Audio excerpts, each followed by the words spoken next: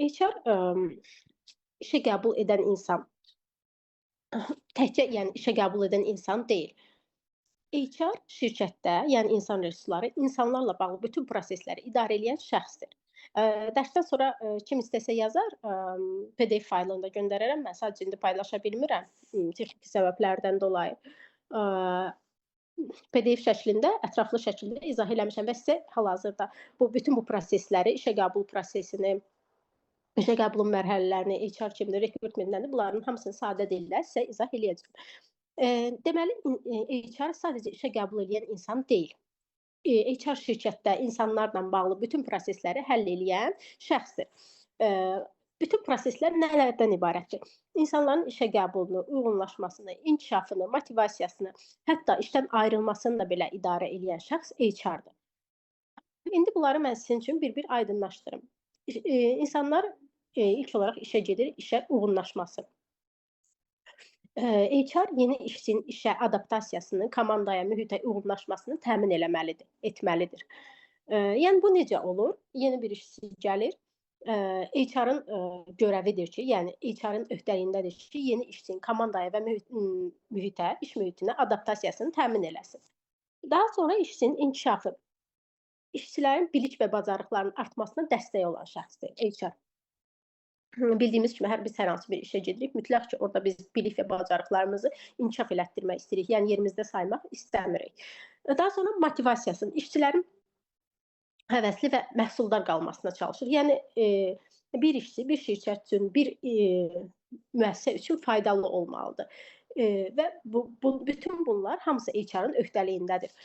Daha sonra işdən ayrılması prosesin düzgün və professional şəkildə, peşəkar şəkildə tamamlanmasını HR mütləq şəkildə təmin eləməlidir.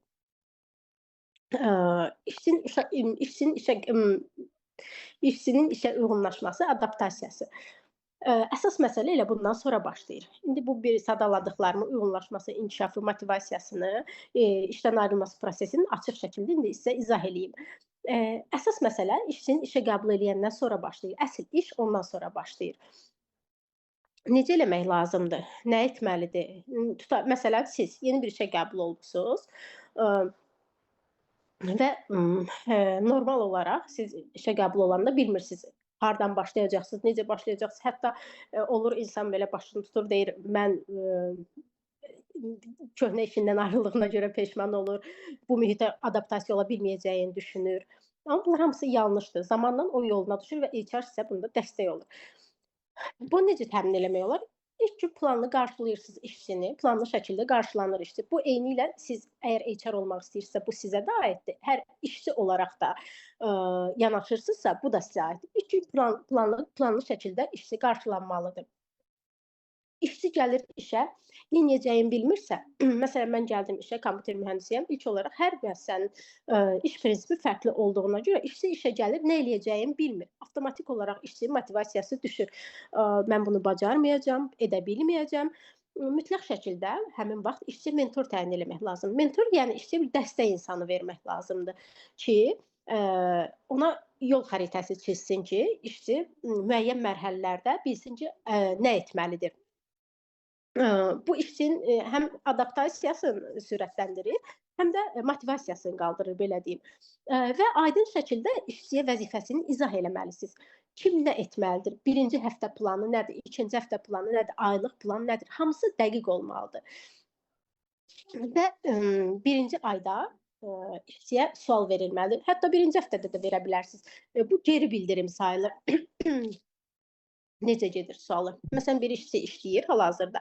Siz ona sual verirsiniz. Necə gedir? Bu sual çox şey dəyişə bilər işçinin həyatında ki, HR ona bu sualı verir. İlk 30 gündə işçi işdə qalmağa qərar verir. Yəni bu qısa cümlə, bu qısa söz, yəni işçi motivasiyasını əsaslı şəkildə dəyişə bilər də. Üzr istəyirəm. Daha sonra işçinin inkişafı. Bir söz var, məsələn, yaxşı HR, yaxşı müəssisə işçini saxlamır, böyüdür. Necə təmin eləmək olar bunu? Məsələn, təlimlər, seminarlar, daxili vəzifə artımı imkanı, on bacarıq əsaslı tapşırıqlar, performans qiymətləndirilməsi eləmək olar. Əsas fikir olmalıdır ki də, yəni, işçi HR insanı işdə saxlamasın, böyütsün. Məsələn, siz bir müəssisədə qalırsınız, əgər həmin müəssisədə siz yerinizdə sayırsınızsa, bu sizin motivasiyanızı düşürəcək avtomatik olaraq. Eee, Üzr istəyirəm, biraz nasazam. Həm də insan müəyyən iş yerində qalırsa və inkişaf eləmədiyini görürsə, ımm, mütləq şəkildə alternativ variantlar axtarmağa başlayır. Məsələn, mən bir müəssisədə çalışıram və müəyyən, səviyyəyə gəlmişəm və mən artıq inkişaf etdiyimi hiss eləmirəmsə, mənim, motivasiyam avtomatik olaraq düşür və mən, alternativ axtarmağa başlayıram. Yeni iş axtarıram, yeni elanlara baxıram. Bu, yəni işçi inkişaf eləmirsə, alternativ axtarır. Bu qaçınılmazdır. Daha sonra işçinin motivasiyası var. Bildiyimiz kimi əsas, dövrümüzün tələbi odur maaş. Amma tək motivasiya, maaş demək deyil də işçinin motivasiyası. İşçinin, motivasiyasını necə təmin eləmək olar? Ədalətli əmək haqqı, rəhbərlərlə açıq ünsiyyət, karyera perspektivi olmalıdır. Daha sonra sağlam iş mühiti olmalıdır iş yerində. Əsas şərtlərdən biri də bunlardır. Yəni təkcə əmək haqqı işçinin motivasiyasını yüksəltmir. Və mütləqdir ki, bu şərtlər hamısı sağlam iş mühiti. Tutalım ki, sizin iş mühitiniz, əmək haqqınız, əladır, hər şey əladır. Sadəcə iş mühitiniz sağlam deyil və siz psixoloji olaraq hər gün çökürsüz, belə deyim. Bu yaşanıb mənim real təcrübəmdə də. Mən əvvəlki iş yerimdən ona görə ayrıldım ki, psixoloji olaraq sağlam iş mühiti deyil. Daha əmək haqqım hal-hazırki işlədiyim müəssisədən daha çox idi. Amma mən iş saatım da az idi, ondan 5 aydı. Amma mən, bunu düşünmədən sağlam iş mühiti olmadığına görə işdən ayrıldım. Düşünürəm ki, yəni bu siz də qarşılaşmısınız belə bir proseslə. Daha sonra gəlib işdən ayrılma prosesi. HR-ın peşəkarlığı, yəni müəssisənin belə deyək də, HR dediyim kimi insanlarla bağlı bütün prosesləri idarə edən şəxs. HR-ın professionallığı, işçi işdən ayrılan zaman daha, önə çıxır da, belə deyim. Əsas məsələ, işçi işdən gedəndə görünür. Ən əsas, işdən çıxma prosedurunda, rəsmi hissədir. Rəsmi proseduru, yəni son haqq hesab, qalıq məzuniyyəti vermək, işçinin haqlarının hamısını təmin eləmək. Sonra, son müsahibə, exit müsahibə deyirik biz buna. İşçi ilə danışmaq. Son müsahibəni işçidən soruşuruq. İşdən ayrılma səbəbi, və yaxud onu burada qane eləməyən nələr varsa. İşçiyə mütləq şəkildə hörmətli yanaşmaq lazımdır. Yəni işdən çıxırsa, ona fərqli yanaşmaq olmaz. Daha sonra sənədlərin hamısı düzgün qaydasında olmalıdır. Çünki bir işçi bir müəssisədən gedirsə, mən işçi tərəfdən danışıram. Mən bu gün bu müəssisədən gedirəmsə, sabah yenidən mən bu müəssisəyə qayıda bilərəm. Ona görə bütün prosedurlar düzgün şəkildə olmalıdır. Bu da HR-ın öhdəliyindədir. Həm də HR, işçinin şirkətə daxil olduğu gündən ayrıldığı günə qədər onun yol yoldaşıdır da, belə deyim. İşçi bütün prosesləri, məzuniyyətdir, ezamiyyətdir, bütün problemlərini, deyim, bütün prosesləri HR-la idarə eləyir də. Bəs, indi, bunları dedim, əsas motivasiyalardır, inkişafdır. Bəs, sizə bir sual verim. Sizdə motivasiyanı iş yerində ən çox nə öldürür sizcə? Necə düşünürsüz? Yatmayın, zəhmət olmasa sualıma cavab verin. İş yerində sizin motivasiyanızı ən çox nə öldürür və yaxud əvvəlki iş yerlərinizdən sizin motivasiyanızı düşürən əsas səbəblərdən biri nə olub?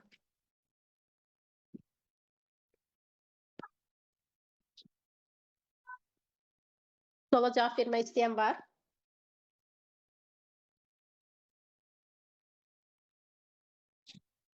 Dinləyirsiniz? Məsələn, aqressiv ortam ola bilər məsələn. Aqressiv ortam. Gərgin ortam demək istəyirsiniz yəqin ki. Evet. Məsələn, siz gərginliyi nədə görürsünüz? Məsələn, fərqli yanaşa bilərsiniz də, ikimiz üçün də aqressiv ortam ola bilər sizin üçün. Aqressiv sırf işçilər arasında aqressiya olsun, yoxsa müdiriyyət tərəfindən aqressiya yaşananda sizin motivasiyanız ölür? Məsələn, müdiriyyət tərəfindən olanda daha çox o görünür də. Yəni məsələn, işçilər arasında olanda onu öz aramızda həll edib, məsələn, düzgün yol tapmaq olur da çox sağ. Sağlam iş mühiti olmur. Qısaca yanaşsaq, sağlam iş mühiti olmur burada. Bir dəqiqə üzr istəyirəm. Get. Üzr istəyirəm. Sağlam iş mühitinin olmaması, qısaca desək də. Sağlam iş mühiti mən bayaq vurğuladım. Əgər sizin əmək haqqınız da yüksəkdirsə, hər şey okeydirsə, amma iş yerində əgər sağlam iş mühiti yoxdursa, xüsusilə bu müdiriyyət tərəfindən siz dediyiniz aqressiv yanaşma varsa, bu da işçi motivasiyasını öldürən böyük səbəblərdən biridir. Daha sonra kimsə nəsə demək istəyir, yoxsa davam edeyim? Bəs əmək haqqı necə? Əmək haqqı sizin motivasiyanızı yüksəldən səbəblərdən deyil. Xanımlar, bəylər, yatmayın, sualıma cavab verin.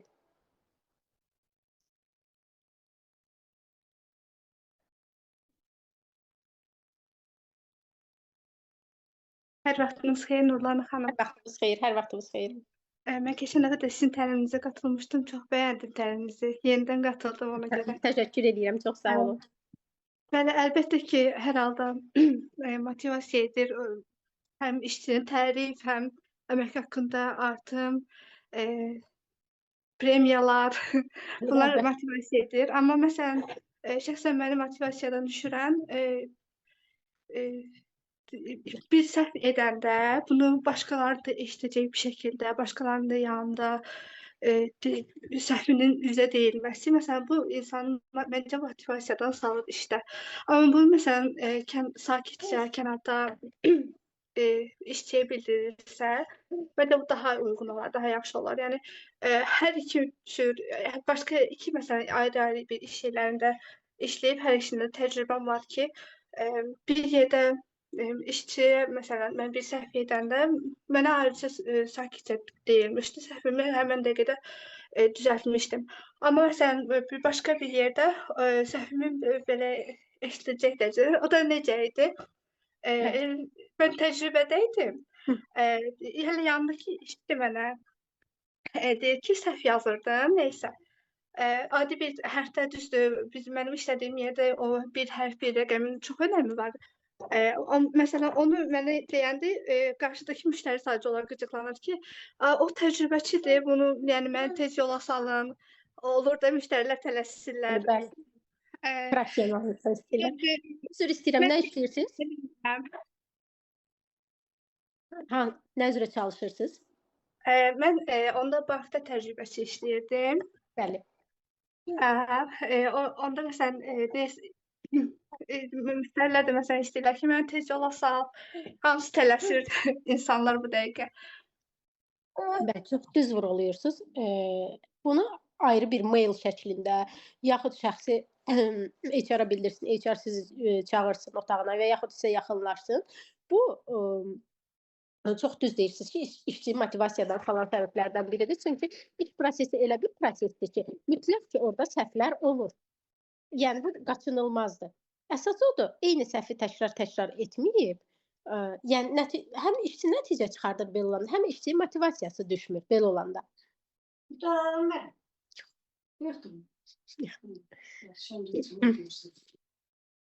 Davam eləyək dərsimizə. Üzrlü sayın bugün rayondayam belə. Girişli çıxışlı oldu. Deməli, harada qalmışdıq? Deməli, HR işçinin bütün şirkətdəki bütün yolu müşayiət edir. Şirkət bəndədir, insandır, şəxsi, HR da onun ürəyidir. İnsanlar düzgün seçilmirsə, əgər o şirkət uzunömürlü ola bilmir. Elə sözümü gətirdim sizin sözünüzə. Yəni ki, əgər HR düzgün deyilsə, bu şirkət uzunömürlü olmur. Məsələn, sizin kimi bir işçinin və yaxud mənim kimi bir işçinin səhvin gəlsin, ortalıqda desin, aqressiv yanaşma olsun. Əgər HR bunu həll eləmirsə, iş prosesində bunlar həll olunmursa, bu şirkət uzunömürlü olmur. Və yaxud işçilərdə daima tez-tez dəyişən işçilər olur. HR-ın işi sənəd yox, insanı idarə eləməkdir. Yəni, bir məsələdə insan idarə olunursa, yaxşı mənada idarə olunursa, şirkət də uzunömürlü olur, işçilərin də motivasiyası yüksək olur, hər şey qaydasında olur, yəni. Daha sonra recruitment nədir? Yəqin ki, bunu hamınız eşitmişsiniz. Recruitment işə qəbul prosesinin özüdür. Üzr istəyirəm. Rekrutment o deməkdir ki, biz şirkət üçün uyğun insan tapırıq, onu dəyərləndiririk, daha sonra komandaya əlavə eləyirik.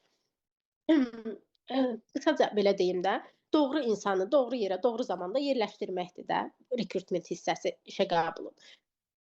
Məsələn, təsəvvür edin ki, bir müəssisəyə aşpaz seçirsiniz, restoranda işləyirsiniz, aşpaz seçirsiniz. CV-sində hər şey əladır, bütün mətbəxləri bilir, yəni CV dörd dörtlük bir CV-dir. İş təcrübəsi də çoxdur, amma siz həmin aşpazın hazırladığı yeməyi dadırsınız, görürsünüz ki, uyğun deyil. Amma CV-də hər şey əladır. Rekrutment hissəsi işə qəbulun. Bax, o yeməyin dadına baxmaq hissəsidir. O mərhələdir, yeməyin dadına baxmaq mərhələsidir. İşə qəbulunda müəyyən mərhələləri var.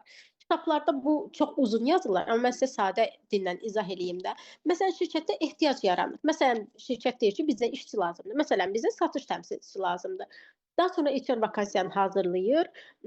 Bu vakansiyaya müəyyən tələblər qoyur, elan hazırlayır. Bu tələblər mütləq ki, real olmalıdır. Yəqin ki, günümüzdə biz çox qarşılaşırıq bundan ki, tələblər real deyil.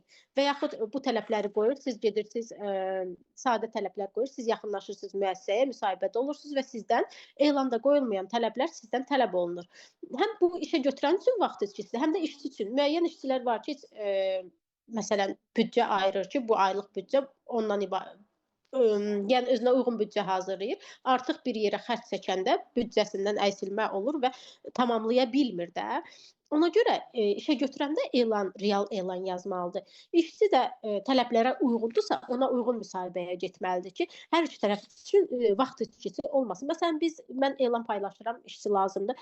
100-dən çox CV gəlir. Amma o CV-nin içində bir dənəsi ya uyğun olar, ya olmuyor. Məsələn, mən paylaşıram, satış meneceri mənə aşpaz CV göndərir.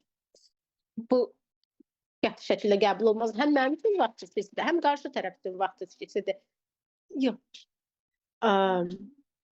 Daha sonra, məsələn, bizə dediyim kimi tələbləri qoyuruq, CV-lər gəlir. Ən çətin mərhələ budur. Dediyim kimi, onu da izah elədim. Qarşı tərəf üçün də mənim üçün də vaxt itkisidir. Ona görə real tələblər əsasında müraciət eləmək lazımdır. Daha sonra müsahibə mərhələsi gəlir. CV seçilir, ələnir, CV-lərin içərisində müsahibə mərhələsi gəlir. Burada artıq insanı tanıyırsınız. Müsahibədə qərar verirsiniz, işə qəbul eləmək olar ya yox. Daha sonra qərar verirsiniz ki, uyğun namizəddir, iş təklifi göndərirsiniz və onu işə qəbul eləyirsiniz. Kiminsə nəsə sual varsa verə bilər.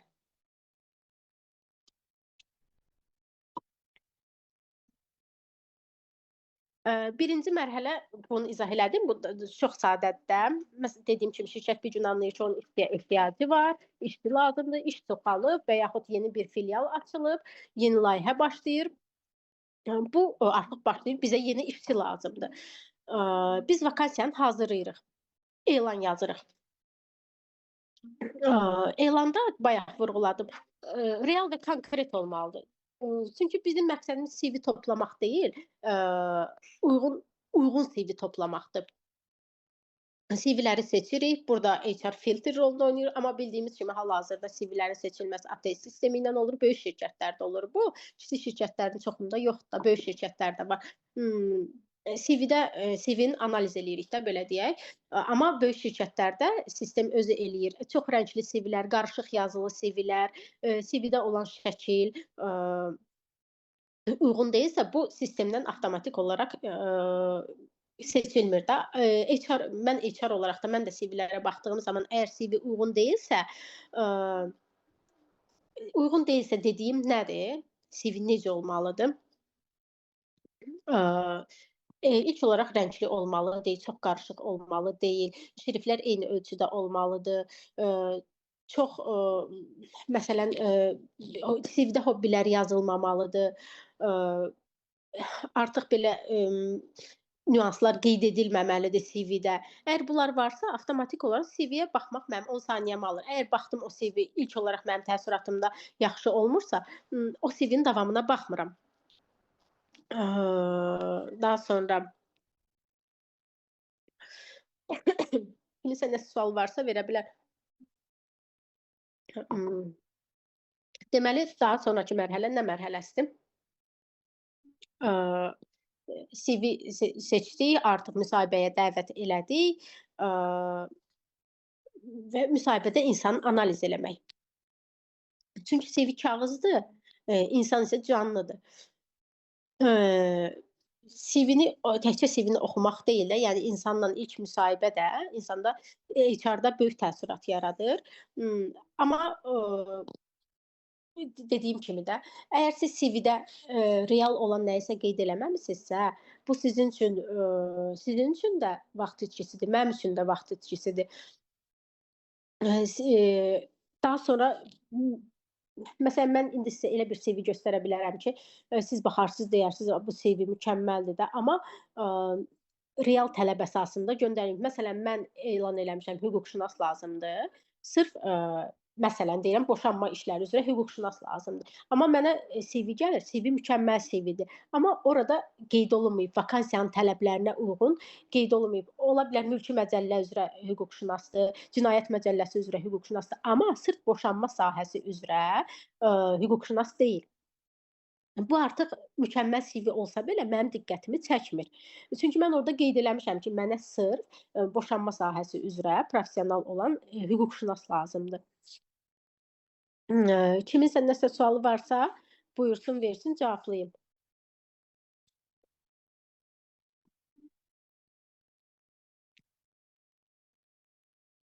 Sualı olan var?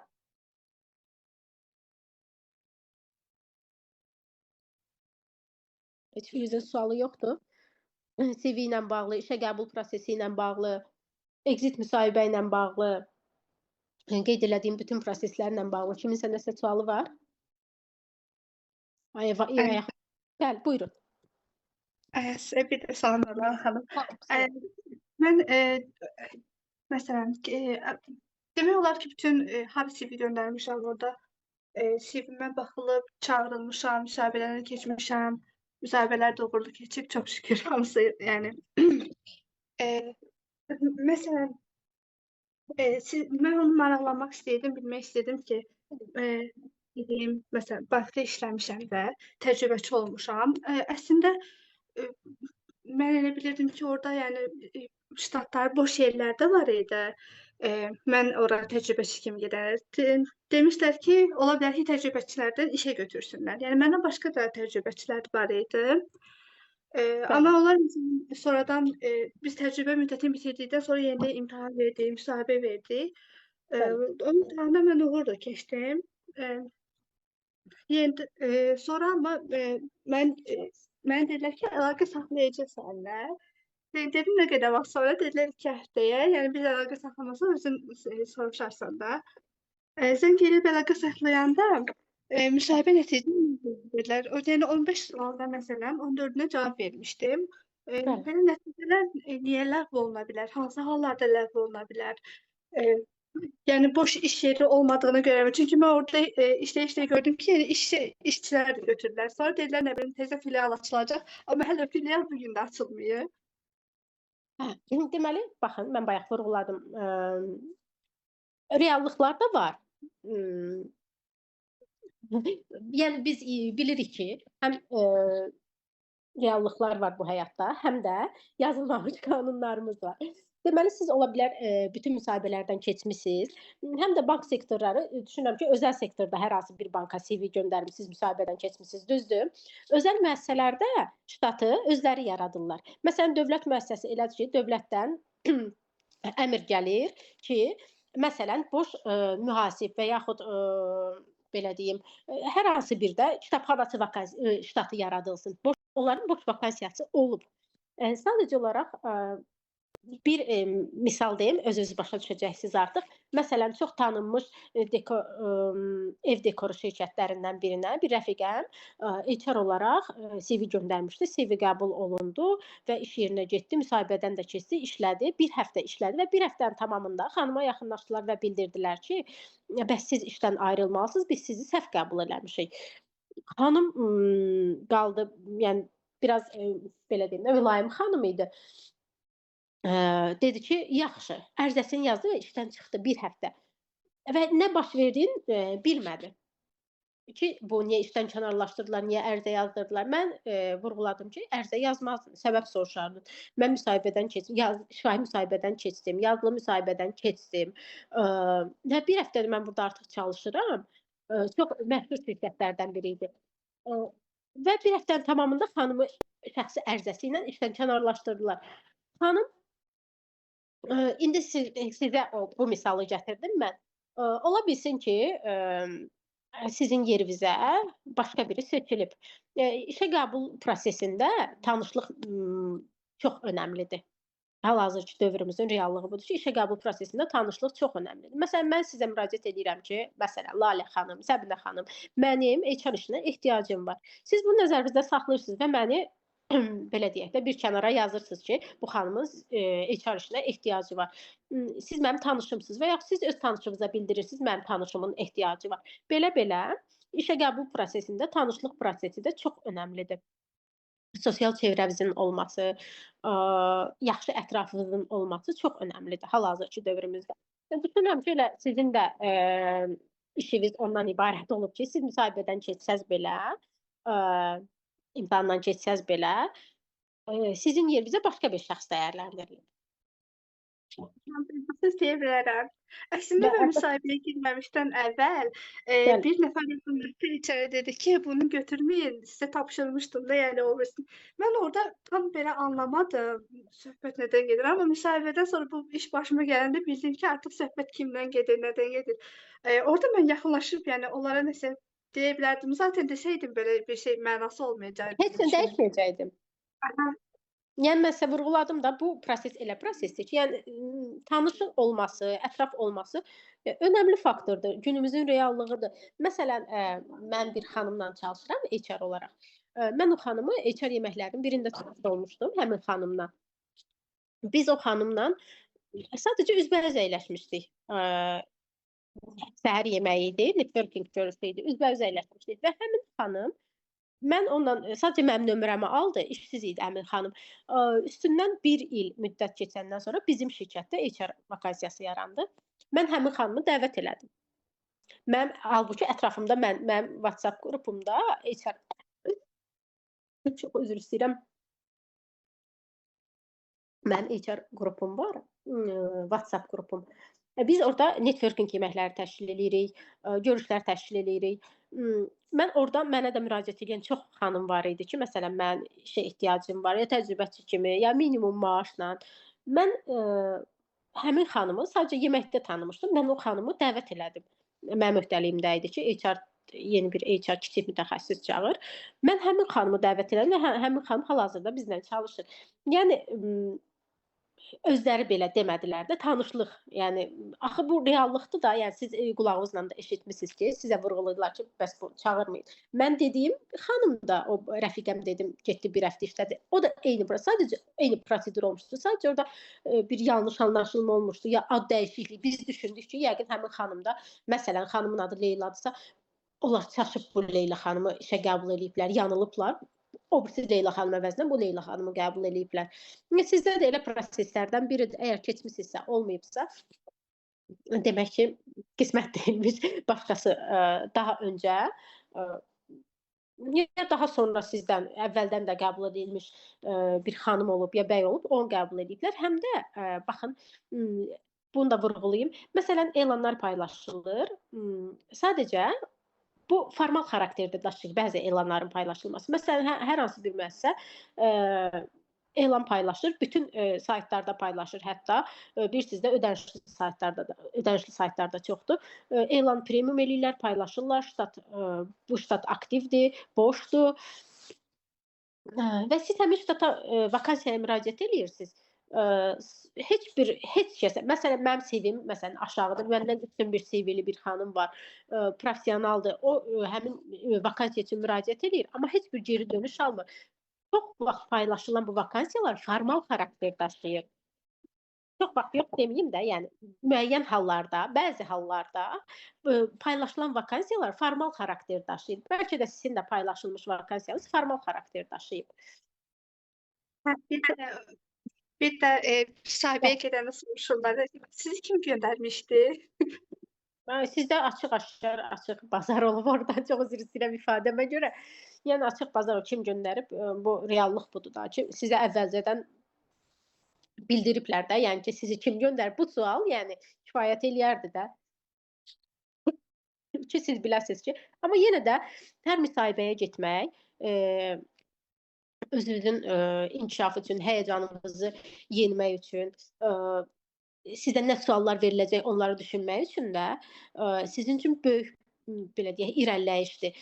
Müsahibəyə getmək bir növ inkişafdır, həqiqətən inkişafdır. Bir də müsahibədə məsələn verilən suallar var ki, onlara məsələn müəyyən vaxtlarda düzgün cavab vermək lazım deyil. Məsələn, orada qeyd eləyirlər ki, müsahibədə çox vaxt sizə sual verirlər. Sizin mənfi xüsusiyyətiniz nədir? Yəni məsələn sizə o sual veriləndə heç vaxt vurğulamayın ki, mənim mənfi xüsusiyyətim məsələn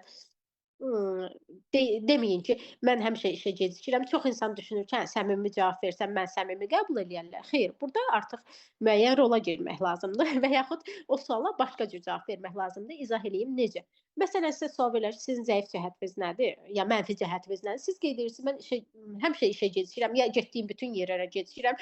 HR-da avtomatik olaraq fikir formalaşır ki, o düşünmür ki, siz ona səmimi cavab verirsiniz. HR-da avtomatik olaraq fikir formalaşır ki, siz artıq hər yerə gecikən adam artıq işə də gecikəcək və işə gecikən işçi işin gedişatını pozur, akustikasını pozur, müəyyən gecikmələr ola bilər. Məsələn, mühasib işə götürürsə, gecikən mühasib saat 10-da müəyyən ödəniş var, olunmalıdır. Mühasib işə gecikəcək, o ödənişi eləyə bilməyəcək və bu şirkətin maliyyə göstəricisinin azalmasına gətirib çıxara bilər. Ona görə bunu vurğulamayın. Sizə əgər o sual verirlərsə, ki, mənfi xüsusiyyətiniz nədir? Sizin mənfi xüsusiyyətiniz, məsələn, vurğulaya bilərsiniz ki, mən çox yemək yeyirəm və yaxud az yemək yeyirəm və yaxud gəzməyi xoşlamıram.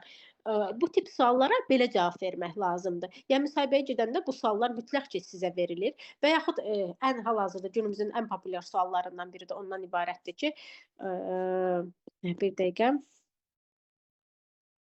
suallar oxuyum.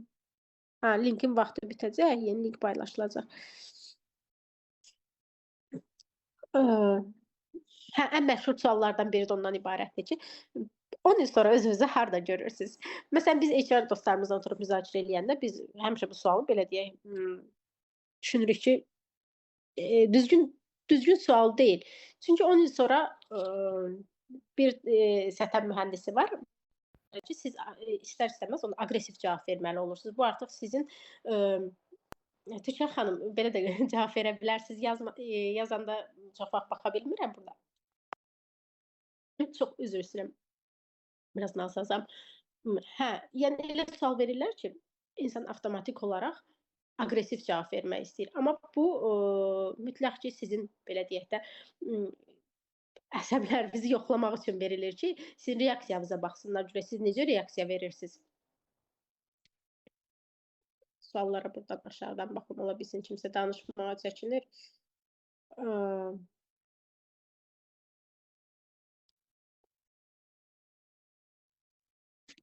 Olsun, nə olar ki, nasır dolandı, indi hamı xəstədir. Sizi məsələn düşündürən hər hansı bir sual varmı? Ya CV ilə bağlı, dedim ki, müsahibə mərhələsi ilə bağlı. Bir də mən bir sual vermək istəyirəm. CV-də müəyyən illərdə boşluq olarsa, yəni bu da HR-lər gözündə necə görünür, CV zəifmi görünür? Məsələn, məndə artıq bir neçə ildir, təxminən məsələn bir 10 il boşluq olsa, daha sonra bu boşluqdan sonra kurslardan qatılmaq, təcrübədən sonra yenidən iş müraciətində nəsə problem yaranmaz. Bilirsiniz necə? Əgər belə bir şey var. Məsələn, biz CV-yə baxanda, mən ümumiyyətlə HR gözü ilə CV-yə baxanda, hər bir iş yerində, məsələn, bir xanım var idi, bir iş yerində artıq 13 il idi çalışırdı, eyni vəzifədə. Mən CV-yə baxdım, buna tənbəl diaqnozu qoyurlar ki, siz tənbəlsiniz. 13 il ərzində eyni vəzifədə, eyni iş yerində çalışmısınız və həmin arada heç bir sertifikatınız, hər hansı bir təlimə qoşulmamısınız, özünüzü inkişaf elətdirməmisiniz. Məsələn, siz HR olaraq ya mühasib olaraq çalışırsınızsa, siz həmin dövrlərdə, tutaq ki, siz işsizsiniz. hal-hazırda müəyyən fasilə vermisiniz, nədənsə dolayı. Tutaq məsələn, analıq məzuniyyətinə getmisiniz və yaxud xəstəlikdə olmusunuz. Xəstəliyi indi saymayaq. Məsələn, analıq məzuniyyətində olmusunuz, ya ödənişsiz məzuniyyətə çıxmısınız və yaxud heç işləmək istəməmisiniz, işdən ayrılmısınız. Həmin vaxtda siz əgər mühasib olaraq çalışırsınızsa, siz F3-lər ala bilərsiniz, PMS ala bilərsiniz və müəyyən təlimlərə qoşula bilərsiniz. Vergi məcəlləsində müəyyən dəyişikliklər olub, bütün bu təlimlərə qoşula bilərsiniz. Bunların hamısını CV-də qeyd eləsəz, siz həmin dövrü boş kimi görünməyəcək və CV-ni qəbul edən HR da görəcək ki, siz boş dayanmamısınız. Yəni bu işdən ayrılıb müəyyən təlimlərə, vebinarlara, seminarlara qoşulmusunuz, kurslara qoşulmusunuz, özünüzü inkişaf elətdirmisiniz, sertifikat almısınız. Əsas məsələ bilirsiniz də günümüzün reallığıdır ki, reallıq yox, yəni düzgün yanaşmadır bu. Məsələn, mən ixtisasım, mən İncəsənət Universitetini bitirmişəm və HR olaraq çalışıram 5 ildən artıqdır ki, artıq. Yəni İncəsənət Universitetində bədii yaradıcılıq və ekran dramaturgiyasını bitirmişəm. Amma HR olaraq çalışıram. Niyə? Məsələn, mən HR-ə dair sertifikatlarım var, özümü inkişaf elətdirmişəm, özümü bu yöndə görmüşəm deyə müəyyən boşluğum yoxdur. Məsələn, mən 2020-ci ildən 2021-ci ilin yanvar ayına qədər analıq məzuniyyətinə çıxmışdım. Həmin dövrdə boş dayanmadım. Həftədə 2 dəfə kursa gedirdim, sertifikat aldım, vebinarlara qoşulurdum, seminarlara qoşulurdum. Şərt deyil ki, məsələn, müəyyən ödənişlilərə qoşulurum. Təbii ki, müəyyən aylıq, 2 aylıq, 3 aylıq kurslar olurdu, onlara qoşulurdum. 3 aylıq qoşulurdum, sertifikatımı alırdım. Amma gündəlik vebinarlara qoşulurdum. Ödənişli webinar olurdu, ödənişsiz webinar olurdu və təkcə HR-a dair yox, məsələn, mühasibəyə dair, mənə oxşar peşələrə belə deyim, qoşulurdum. Məsələn, mən vergi məcəlləsinin təşkil elədiyi hal-hazırda bütün webinarlara qoşuluram. HR, yəni şaxələnirəm də, belə deyim. Özümü bir yöndə sırf bu yöndə qalmıram, ətrafa da baxıram, mühasiblərin də işinə baxıram, bizim ofisdə mühasiblər var, məsələn, onların gördüyü işlərə də baxıram, vebinarlarına qoşuram, Vergilər Nazirliyinin təşkil elədiyi qrupların əksərində varam. Yəni ki, siz də bu dövrü boş saxlamayıb müəyyən kurslara qoşulsanız, vebinarlara qoşulsanız, sertifikatlar alsanız və CV-də bunu qeyd eləsəz, CV-də artıq link kimi də onları qoymaq olur, aldığınız sertifikatları. Yəni bu çox rahat olur da, üstünə tıklayırsınız, vurursunuz. Orada görünür ki, sertifikatınız hardan almısınız. Yəni sırf kağız daşıyıcıda təqdim eləməyə də ehtiyac yoxdur. Yəni ki, bu dövrü boş qoymasanız daha yaxşıdır. Aydın oldu? Bəli, bəli. Mən məsələn, hazırda özümü mühasibatlıq sahəsində inkişaf etdirirəm. Həm HR təlimlərə də kursuna daha doğrusu qatılmışam. Həqiqətən də görürəm ikisi bir-birinə çox əlaqəlidir və fikirləşirəm ki, nə yaxşı ki də elə ikisinə də birdən qatıldım. Əlbəttə vergi və mühasibatlıq, daha doğrusu mühasibatlıq və HR bir-biri ilə, yəni zəncirvari əlaqəlidir. Məsələn, müəyyən müəssisələr var ki, əmək haqqını, məzuniyyəti, son haqq hesabı, ezamiyyəti mühasiblər eləyir. Elə müəssisələr var ki, HR-lar eləyir. Məsələn, bizim işimizdə mən öz üstəliyimə götürmüşəm onu. Mən özüm eləyirəm onu. Əmək haqqının hesablanması, məzuniyyət, ezamiyyət. Mən özüm üzərimə götürməsəm belə, məsələn, işə götürən məndən tələb eləyə bilər ki, bu işlər sənindir. Və bu prosesi mən həyata keçirəcəm. Yəni bir-biri ilə əlaqəlidir. Demək olmur ki, bu iş mənlik deyil, mən bacarmıram. Yəni siz desəz mən bacarmıram, başqası gəlib bacaracaq. Ona görə hər tərəfli şaxələnib öyrənmək lazımdır. Boş qoymamaq lazımdır CV-ni. Həm də ki, dövrümüzün tələbi budur ki, gənclər, indi bilmirəm sizin yaşınız nə qədərdir. Məsələn, indiki gənclər 17-18 yaşına artıq sertifikatlarla gəlirlər, çox sürətlə gəlirlər. Mütləqdir ki, zamanə ilə ayaqlaşmaq lazımdır. Kimsə sualı çoxluğu yoxsa sertifikatdan sonra.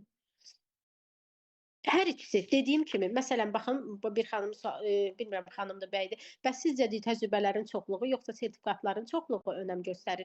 Baxın, bayaq mən vurğuladım, təcrübə bir tanışım 13 il bir müəssisədə çalışıb, eyni vəzifədə. daha öncə də həmin vəzifə üzrə iş stajı olub. Amma başqa işə müraciət edəndə ona bildirdilər ki, sən heç bir sertifikatın yoxdur. Bu illər ərzində sən niyə özünü inkişaf elətdirməmisən? Yəni bu reallıqdır. İkisinin də olması daha yaxşıdır. Təbii ki, məsələn, təcrübə olmayıb, müəyyən tanışlıqla deyim, ya biliklə deyim, həqiqətən də savadınıza güvənirsinizsə, müəyyən mərhələyə gəlmək olur. Həm mərhələdə də həm özünüzü inkişaf elətdirin, həm təcrübəniz olsun, həm sertifikatınız olsun. Hər ikisi önəm daşıyır hal-hazırda. Dediyim kimi, mən İncəsənət Universitetini bitirmişəm, amma sertifikatlarım HR yönümlüdür.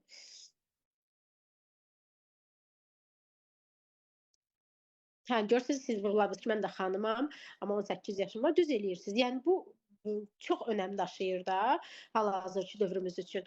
Nə qədər çox bilik, o qədər çox qabağa getmək. Sual verə bilərəm, xanım. Əlbəttə, buyurun. Ona yazdım. İkinci linkdə CV barəsində danışırdınız da, deyəsən, səhv etməmişəm. CV-ni harda düzgün qaydada düzəltmək olar? Necə? Onları bir də olmasa deyərdiniz də. Mən indi gec qoşuldum indi ikinci Yox, mən də sizə təzədən izah edeyim. Deməli, ora yazmışdım. Bəli, buyurun. Bəli, CV, baxın deyim, CV necə olmalıdır? Çox rəngli olmalı deyil. Şəkil professional şəkil olmalıdır. Nə mənada demirəm, kostyumda, qalstukda şəkil qoy. Sadəcə olaraq ciddi, belə deyək də, arxa fon rəngsiz olsun, sadə olsun. Bunlar düzgün bir geyimdə bir şəkil qoya bilərsiniz. Məsələn, siz sətan mühəndisisinizsə, sətan formasında bir şəkil qoya bilərsiniz. Rəssamsınızsa, rəssam formasında da bir şəkil qoya bilərsiniz. CV-yə bunu da vurğulayım. Amma mühəndissinizsə, mühəndis geyimində də bir şəkil qoya bilərsiniz. Sadəcə həmin şəkil CV formatına uyğun olsun, çox rəngli olmasın. CV-də yazılar eyni şriftdə olmalıdır. Çox yarki, çox cəzbedici olmamalıdır. Daha sonra CV-də hobbilərinizi qeyd eləməməlisiniz. Sonra CV-lər artıq CV-ni harda hazırlaya bilərsiniz? CV-ni dövrümüz üçün ən yaxşı CV Word formatında olmalı deyil, PDF formatında olmalıdır. PDF formatında olanda, məsələn, siz Canva-da ən yaxşı ideal CV hazırlamaq Canva-dır. Mən həmişə Canva-da hazırlayıram. Məndən istəyənlərdən müəyyən məsələn şəxslər olur, məndən CV hazırlamağımı istəyirlər. Mən Canva-da hazırlayıram onların CV-sini. Ən yaxşı ödənişsiz proqramdır. Həm çox üzr istəyirəm. Həm özünüzü inkişaf elətdirəcəksiniz, həm də yeni bir proqram biləcəksiniz. Canva-da hazırlayın CV-ni və orada CV-ni yükləyəndə orada CV-nin adı, məsələn, professional CV, orada CV-nin kodu olur, nömrəsi o yazılır. Siz CV-ni də adı dəyişirsiniz, CV-nin adını da dəyişirsiniz. Məsələn, qoyursunuz Əliyeva Nahidə, məsələn. Əliyeva Nahidə qoydu CV-nin adını. Yəni oradan yüklədiyiniz kimi də qalmasın CV-nin adı. Və dediyim kimi çox rəngli olmasın. Çünki CV-lər artıq ATS sistemindən keçir əksər müəssisələrdə. Lap ATS sistemindən keçməsə belə, məsələn, CV qabağımıza gələndə, əgər o rənglidirsə, çox qarışıqdırsa, uzun-uzadı yazılıbsa, artıq o CV-yə heç kəs baxmır. Yəni ilk 10 saniyə CV-yə baxmaq üçün kifayət eləyir ki, mən bu CV-yə baxdım, 10 saniyə mənim vaxtımı alacaq ki, çox qarışıqsa mən o CV-ni avtomatik qırağa qoyuram və məsələn siz CV ilə müraciət edirsiniz, məsələn mühəndis vəzifəsi üçün müraciət edirsiniz. CV-də ad soyad yazırsınız, altından məsələn qeyd edirsiniz mühəndis. Məsəl üçün nə üzrə? Tikinti üzrə mühəndis. Bunu mütləq vəzifəni qeyd edin. Siz müraciət eləyirsinizsə, əgər tikinti üzrə mühəndis vəzifəsi üzrə, orada mütləq CV-də onu qeyd eləyin və vəzifə öhdəliklərinizi qeyd eləyin. Əvvəlki müəssisədə əgər çalışmısınızsa mühəndis tikinti üzrə, orada da mütləq vəzifə öhdəliklərinizi qeyd eləyin. Necə qeyd eləyə bilərsiniz? Yaxşı olardı ki, məsələn, tikinti üzrə mühəndis eyni vəzifə öhdəlikləri var da, belə deyim, əvvəlki müəssisədə də, hal-hazırda cari elan olunan vakansiyada da. Çalışın əvvəlki iş yerində yazdığınız vəzifə öhdəliklərini bu yenisi üçün də yazın ki, yeni elan, yeni vakansiyada, məsələn, HR baxan kimi görsün ki, siz hansı əvvəlki iş yerindəki vəzifə öhdəlikləriniz nələr idi, onun elan elədiyi vakansiyada da bu vəzifə öhdəlikləri varsa, o siz CV-nizi avtomatik olaraq qabağa çəkəcək. Aydın oldu izahım. Başqa sualınız varsa verə bilərsiniz. Canva-da yaradılan onda CV onda testdən keçə bilir, yəni. Baxır necə hazırlayırsınız dediyim kimi. Test sistemindən. Baxır necə hazırlayırsınız. Canva-da mən Çünki- sizə qarışıq CV hazırlayım ki, heç yerdən keçməsin, nəinki testdən. Hə, çünki ETS-dən çünki eşitmişəm ki, keçmək üçün PDF kimi olmamalıdır axı. O Word formatında olmalıdır. Yəni elə bir söz eşitmişəm. Yo, Word formatında CV o mən tələbə Word vaxtı form hazırlayırdım. 2012-ci ildə mən hazırlayırdım o CV-ni. 2012-13-cü ildə Word formatında. Hələ o vaxt. Xeyr, artıq Doc kimi də hazırlaya bilərsiniz. Doc kimi də hazırlaya bilərsiniz. PDF kimi də hazırlaya bilərsiniz. Word formatında CV-ni heç kəs qəbul eləmir. Word o vaxt. CV-nin Bəli. da CV-nin onda ETS-ə uyğun olub olmadığını onu necə yoxlaya bilərik? Yəni Onu ki, ETS-ə ChatGPT-yə atın, uyğun ya yox. ChatGPT-yə göndərin. Orada yazın ki, Sizdə göndərmişəm, ancaq o dəqiq o yoxlamır da. O ChatGPT indi elə düzgün heç işləmir, o səhv işləyir. Yəni o belə Ödənişlisini yaxşı alsaz, işləmir. o daha yaxşı işləyir. Ödənişli ChatGPT-nin qeydiyyatdan keçsəz, amma mən dediyim nüanslara fikir versəz, doğru CV necə olmalıdır? Ona fikir versəz, artıq siz biləcəksiniz, mən bayaq vurğuladım, rəngli olmamalıdır, şriftlər eyni olmalıdır, şəkil uyğun olmalıdır, vəzifə östəlikləri aydın şəkildə yazılmalıdır.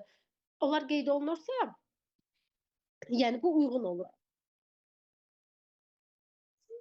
Yəni CV-də qeyd olunanlar indi işə uyğun olaraq o yazılmalıdır, yoxsa əvvəlcə harda ki işləmisən, hansı işləri ki görmüsən, yoxsa onlar yazılmalıdır? Təbii ki, real Bəli. olmalıdır dediyim kimi də. Məsələn, siz dediyim tikinti mühəndislisinizsə, Əvvəl yazın ki, bəli. nə işləmisiniz? Məsələn, proyektlərin çizilməsi, evlərin məsələn, qurulması, tikilməsi, remontu, təmiri, üzr istəyirəm. Hə, əgər bunları qeyd eləmisinizsə, Bəli. daha doğrusu görmüsünüzsə, onları qeyd eləyin.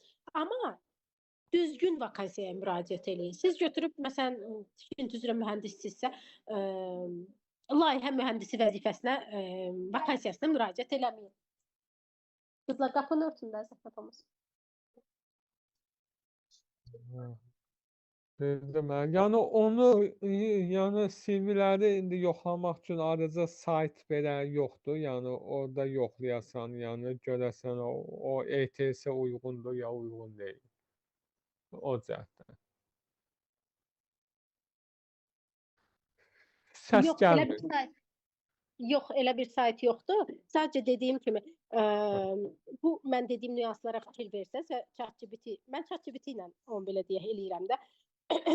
Özüm necə eləyirəm? Yəni məsləhət görürəm ki, bəs ChatGPT-yə at, əgər hazır CV-niz varsa, yoxsa CV analiz elətdirə bilərsiniz. Məsələn, mən baxaram sizin CV-nizə görək nələr var, nələr yoxdur. Mən əvvəlki təlimimdə qoşulmuşdum, CV analizi elədim. Xanımlar idi orada. Məsələn, çox boşluqlar tapdım da.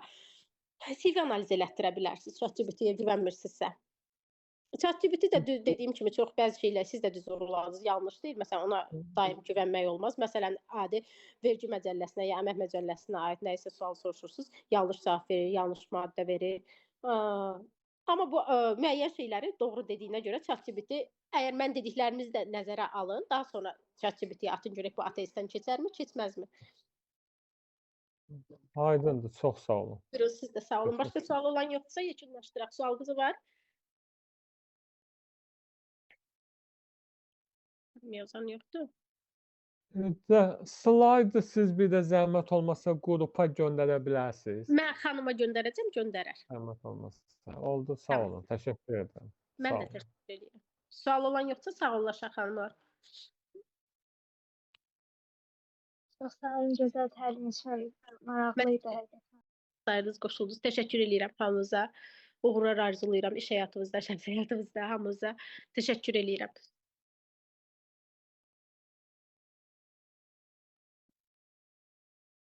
Sağ olun.